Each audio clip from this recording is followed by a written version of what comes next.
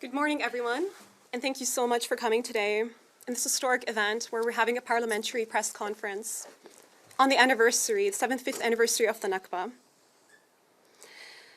I'm going to begin by reading a land acknowledgement, quoting Evan Jameson Eccles, who is a Mohawk scholar. Native people know a thing or two about foreign governments coming in, taking your land, harming your people, and destroying your way of life, all while sending out a message that people being hurt are the problem, that the government is doing them a favor.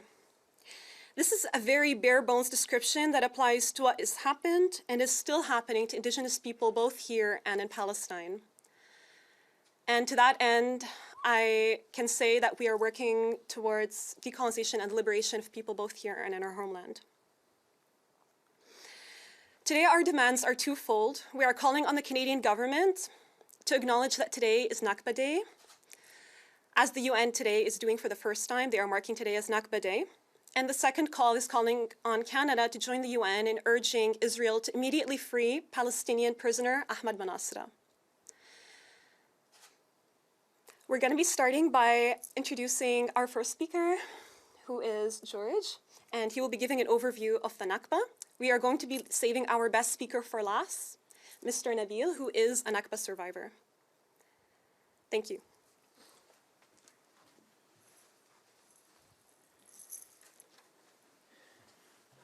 Thank you, Ghada. Everyone hear me? Yes. Good morning, everyone. My name is George Al-Koura.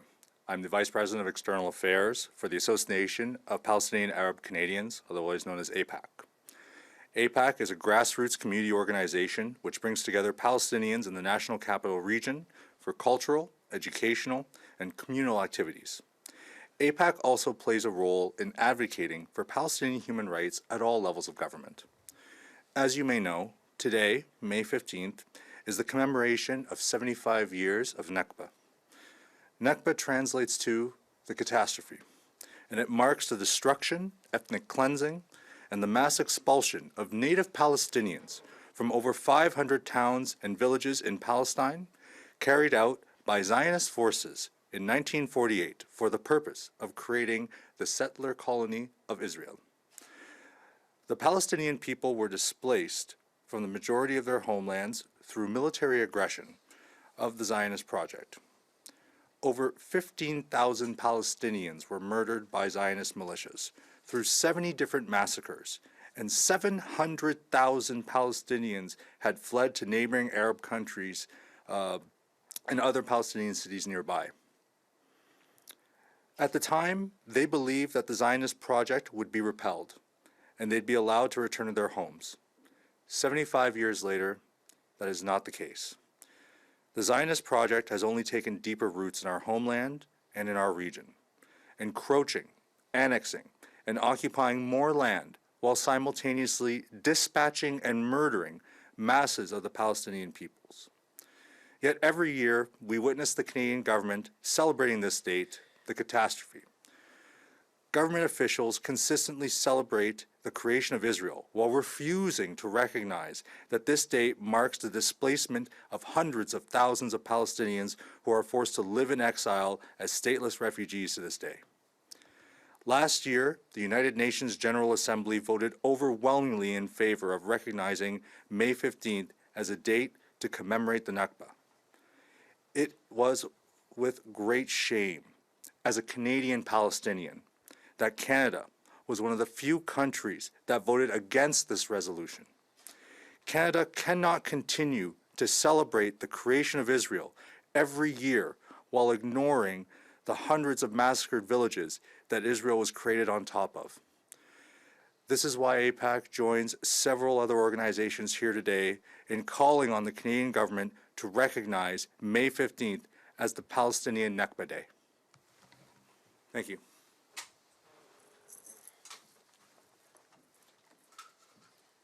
Thank you, George. To introduce myself, my name is Ghada Sasa. I'm a Palestinian third-generation refugee. My father comes from the city of Ramla, which is part of what is now called Israel, and what we refer to as 1948 Palestine. My mother is from a village near Nablus called Madama, which is located in the occupied West Bank by the Israeli apartheid regime.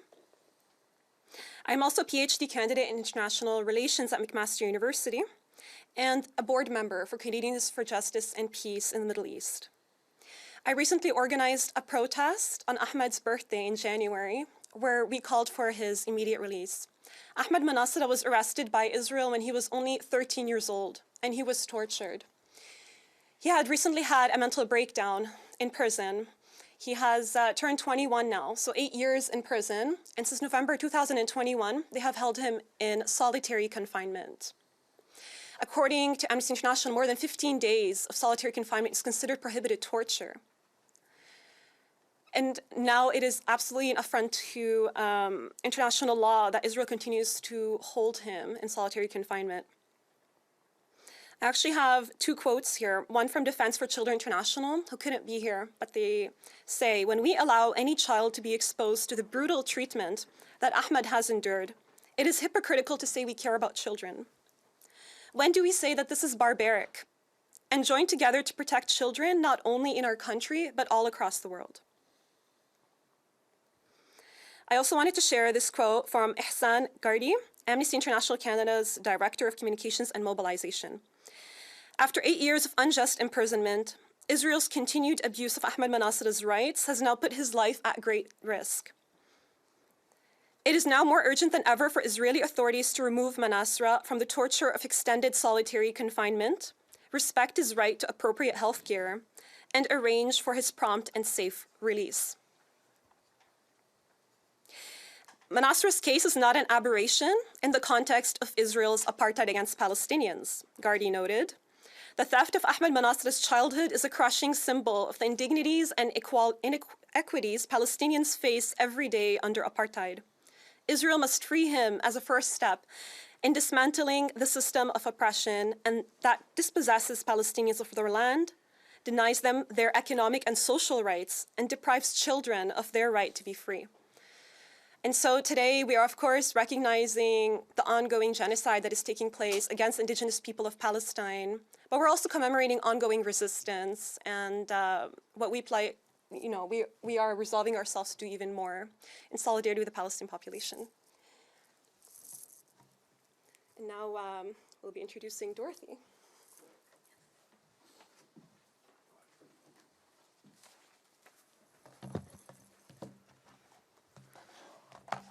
My name is Dorothy Herbert. I am a diaconal minister within the Presbyterian Church in Canada. My husband and I responded to the invitation of Palestinian Christians to come and see. They'd been issuing this invitation since 2009, and in 2016, we went and we saw and we listened. And we learned a little bit of what it's like to live under occupation, what the consequences are of the Nakba. It inspired us, and it also broke our hearts, especially with regard to the children. When we came back, we did speaking engagements, but then we also wanted to get involved with other people who had been there, who had seen, and felt moved to respond. So one of the things I became a part of is a broad-based Canada-wide coalition called Canada Stand Up for Palestinian Children's Rights. In 2020, we submitted petition number 2667 to the government, reminding them that Canada's foreign policy includes a priority commitment to the protection of the rights of children around the world, and also that the State of Israel is a signatory to the UN Convention on the Rights of the Child, and they should be respecting it. But that's not what's happening. We visited with Christians, Jewish, and Muslim groups and individuals, but I think we most enjoyed the time we spent with Palestinian families, especially when we had lunch in Hebron, after which we went down to checkpoint number 56 to watch what happens there. The little kids who go to school there have to go through that checkpoint twice a day, past heavily armed teenage conscripts and it's a frightening experience. They've developed strategies, though. There are these big turnstiles, so they crowd as many kids in the turnstile as they can at once, so that nobody is left alone with those heavily armed soldiers that they have to pass by. So, but there's just so much that hurts children, that robs them of their freedom of being a child. Ahmed is an egregious example, but there are many more.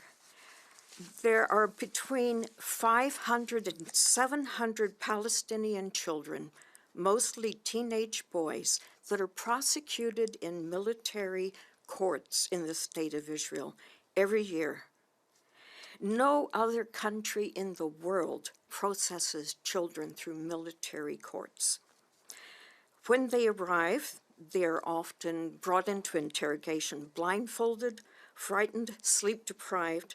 More than half are been dragged out of their beds in the middle of the night. They're interrogated and then forced to sign a confession in Hebrew that they don't even understand. It's no surprise then that the conviction rate is over 99%. But why is it that our government ignores this? Is it Holocaust guilt?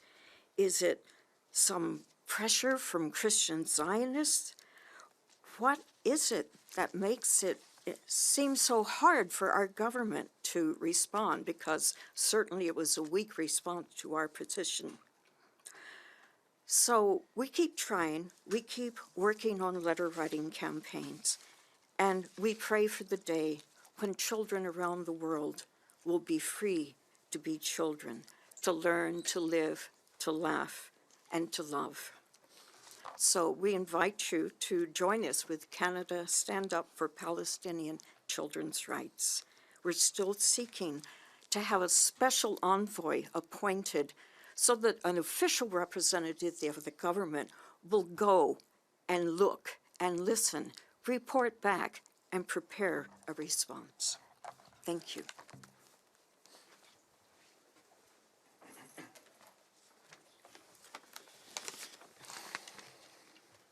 Hi, my name is Corey Balsam. I'm the National Coordinator of Independent Jewish Voices Canada, a grassroots organization with members and chapters across the country that advocates for a just peace in Israel-Palestine and and against racism of all kinds.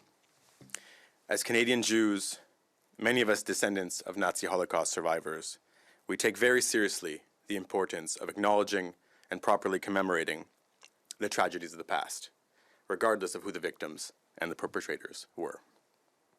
So while our history of suffering is now formally commemorated in various ways, the 1948 ethnic cleansing of Palestine largely remains unrecognized, and by many, completely denied. It's time for this to change. After 75 years, it's time for the Nakba to be formally recognized by the Canadian government, as it has now been by the United Nations, and for Nakba denial to be treated much like Holocaust denial, as a form of racism and hate. Meanwhile, the Nakba continues in various ways. It does so with every airstrike on Gaza, every Palestinian child arrested, every house demolished, and every attack by Israeli forces on a place of worship. The Nakba continues through ongoing settler colonial policies, which seek to maintain maximum land and resources for half of the population, and minimum, as little as possible, for the other half of the population. As recognized and now confirmed by much of the global human rights community, including Amnesty International, Human Rights Watch, much of Israel's human rights communities as well, including B'Tselem, what Israel is doing now conforms to the international crime of apartheid.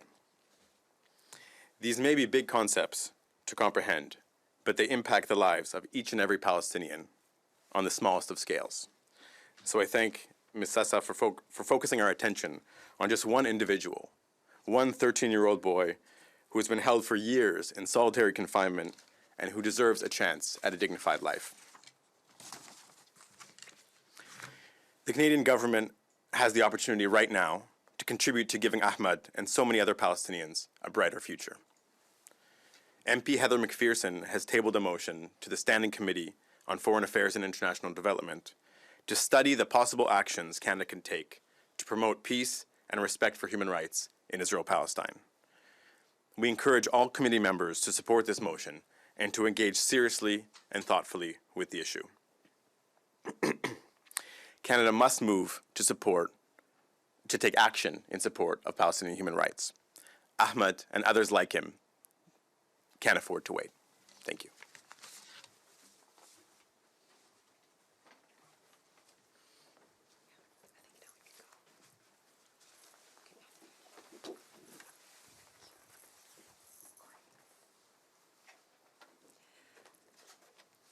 Okay, so I am now honored to introduce our best and last speaker, Mr. Nabil Hamadeh. So, Mr. Nabil is a Palestinian refugee and Nakba survivor. He was 6 years old when Zionist militias invaded his city, Tiberias, killing his sister in the onslaught, and forcing his family to flee to Nazareth, which was subsequently invaded, and then to refugee camps in Jordan, and finally to Syria, where he grew up. So I will be translating into English. أنا من مواليد طبرية 1941. عشت النكبة 75 عاما حتى الآن.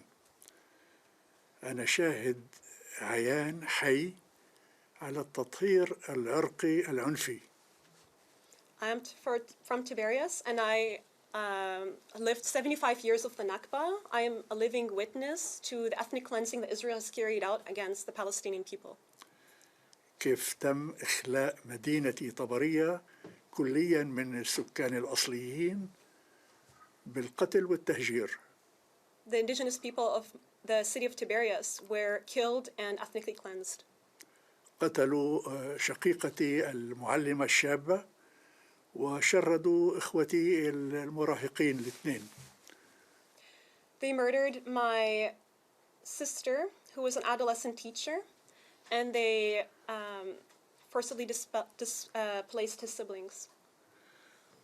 وقبل أسبوع من احتلال طبرية كانت مجزرة دير ياسين وناصر الدين.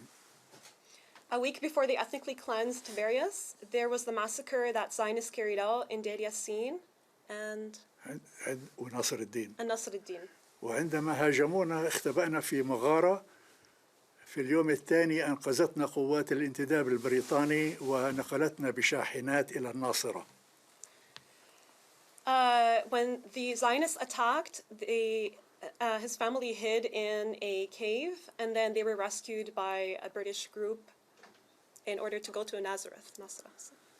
شاهد حي كيف احتلال الناصرة ليس من قبل عصابات الهجنة بل من الجيش الاحتلال الذي تشكل آنذاك. الناصرة احتلت من الجيش وليس من العصابات. Nazareth was occupied by the Israeli military and not by Zionist forces. اختبأنا في كنيسة البشارة لغاية ما أخرجونا بالقوة وعدنا إلى بيوتنا لنجد أن بيتنا قد صادره الجيش تعويضات حرب. So we hid in a church until we were able to return to our home, and we found that the Israeli government had already confiscated as, they've confiscated it. تعويضات حرب. Indemnity. Indignity, as an indignity. هذا هو البيت الثالث وللمرة الثالثة نكون نحن بالشارع أطفال بالشارع لا مأوى إلنا لغاية ما أوجدوا لنا مأوى بزريبة حيوانات اسطبل حيوانات. We were basically expelled for the third time as children into the streets and then forced to seek refuge in basically an animal stable. هاجرنا للأردن لأنه لم يعد في مقومات حياة ومشينا بالليل أكثر من 10 ساعات في الجبال. We walked for about 10 hours at night in the mountains in order to reach Jordan. عبرنا نهر الأردن، انتقلنا من مواطنين منتجين إلى لاجئين معدمين. We crossed the river in order to find murdered Palestinians on the way, as well as ethnically cleansed refugees.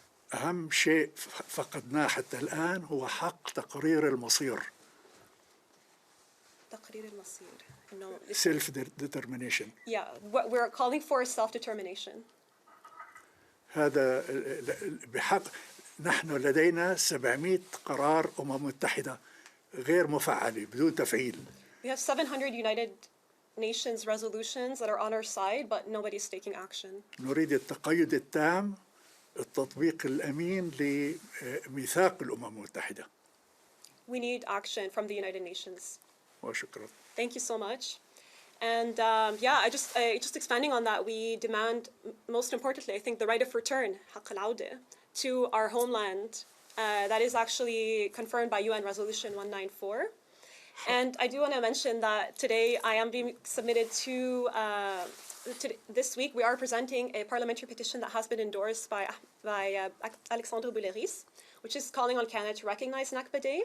And I have recently authored a parliamentary petition also sponsored by him asking Canada to urge Israel to release Ahmad Manasra. قرار الأمم المتحدة 194 صدر بعد نزوحنا ب6 أشهر ولم يطبق منذ 75 عاماً. After 6 months that we were expelled, the UN Resolution 194 was passed, and it still has not been implemented 75 years later. وحتى الأنروا شكلت بعد عام كامل من النكبة.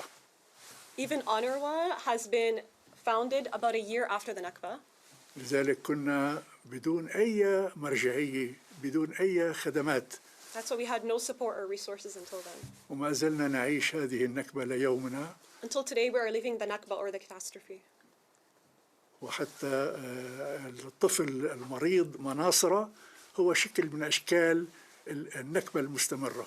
Ahmad Manasra is just one case of the ongoing Nakba, one example. شكرا. Thank you so much. We have no question. Thank you. Thank you.